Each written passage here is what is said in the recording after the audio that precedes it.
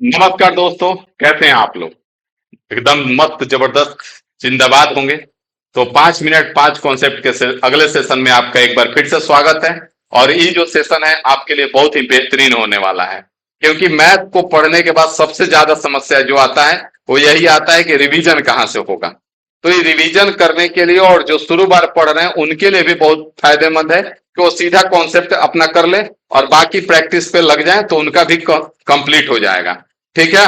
बहुत सारे लोगों को लगता है कि मैथ का शॉर्ट नोट्स कहां से बनाए, तो यहां से बना सकते हैं, क्योंकि इसमें सारा कॉन्सेप्ट और टॉपिक वाइज लेके चल रहे हैं। पीछे का 6 कॉन्सेप्ट में बहुत सारे जो थे परसेंटेज के हुए, उसके बाद आज प्रॉफिट एंड लॉस के हुए, पीछे भी एक दो लेक्चर में प्रॉफिट एंड लॉस का किए हैं। तो आइए आगे बढ़ते हैं। ठीक है। तो यहाँ पे ध्यान देंगे, यहाँ पे इस क्वेश्चन को दो टाइप से करेंगे। ठीक है। एक तो डायरेक्ट बताएंगे कि यहाँ पे क्या बोला है, 3 अंडों का क्रय मूल्य है। ठीक है। 15 अंडा बेचने पर क्रय मूल्य के बराबर लाभ हो रहा है, तो आपको कुछ नहीं करना है, 3/15 कर दीजिए। ठीक है। और गुना में 100% हो जाएगा। कुछ नहीं करना है, 3 से 5 बार में और 5 से 20 बार में।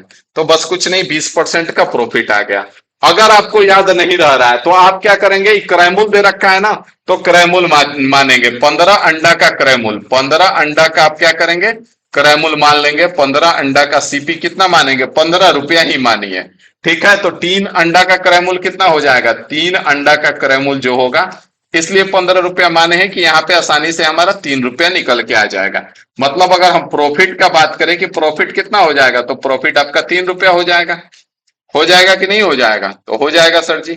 अब यहां से अगर हम प्रॉफिट परसेंट का बात करें तो प्रॉफिट परसेंट बराबर क्या हो जाएगा, प्रॉफिट बटे में सीपी गुना में 100%।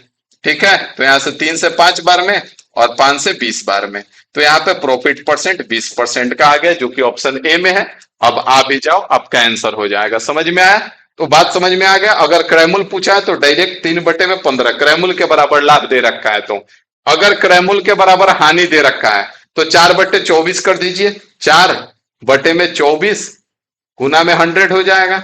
मतलब यहाँ पे क्या आ जाएगा, 4 छक्का 24 और 2 से 3 बार में, 2 से 50 बार में, तो 50/3%। बात समझ में आए? अगर यहाँ पे क्रयमूल के बराबर दे रखा है तो अब कुछ नहीं करना है, 24 संतरा का क्रयमूल मान लीजिए। 24 संतरा का सीपी, 24 संतरा का सीपी 24 रुपया है, तो कितने का हानि हो रहा है, 4 के बराबर ना।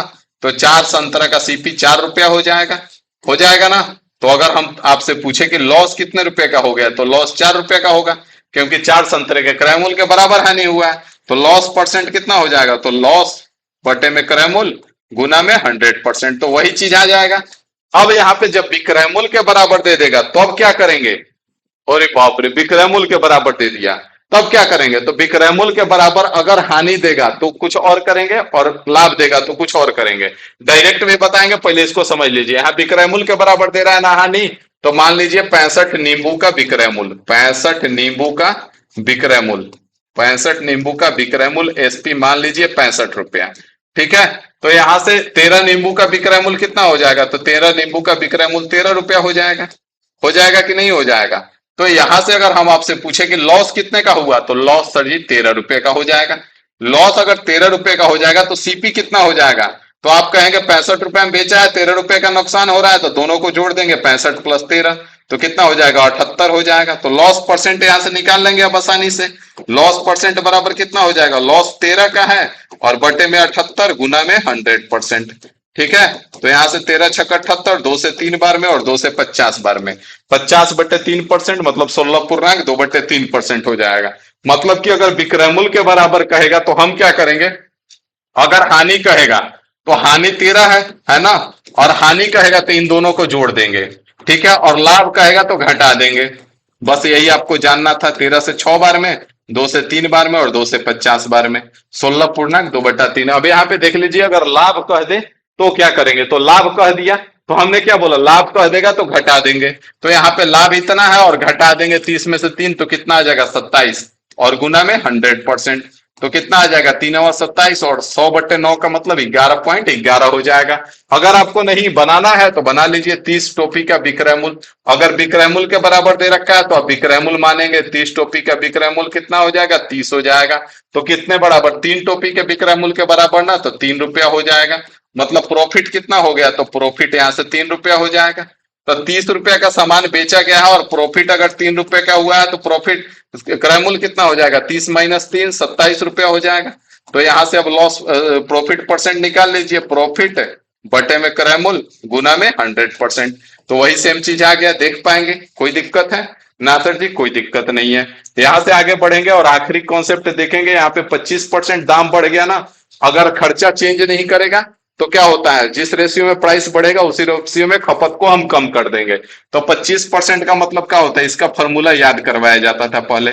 तो 1/4 होता है, मतलब प्राइस, मतलब कि मूल्य का बात कर रहा है।